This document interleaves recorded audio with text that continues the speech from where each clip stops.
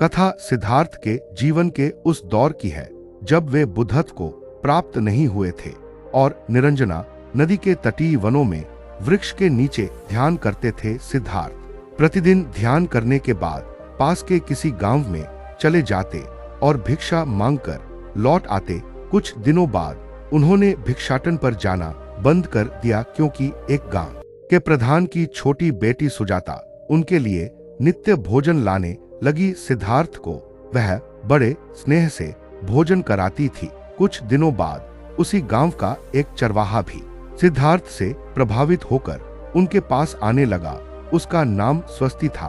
एक दिन स्वस्ति से सिद्धार्थ बातें कर रहे थे कि सुजाता भोजन लेकर आई। जैसे ही सिद्धार्थ ने भोजन करना शुरू किया, उन्होंने बातचीत बंद कर दी। जितनी देर तक वे भोजन करते रहे, बिल्कुल चुप रहे और वहां सन्नाटा छाया रहा। स्वस्ति को हैरानी हुई।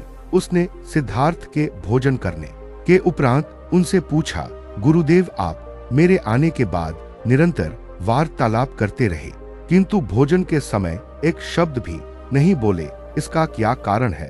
सिद्धार्थ बोले, भोजन का निर्माण बड़ी कठिनाई से होता है।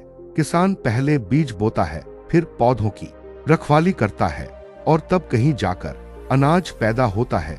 फिर घर की महिलाएं उसे बड़े जतन से खाने योग्य बनाती हैं। इतनी कठिनाई से तैयार भोजन का पूरा आनंद तभी संभव है जब हम पूर्ण मौन हो। भोजन के दौरान में मौन रहकर उसका पूरा स्वाद लेता हूँ। वस्तुत शांति से किया गया भोजन न केवल शारीरिक भूख को तृप्त करता है, बल्कि मानसिक आनंद और सात्विक ऊर्जा भी देता है।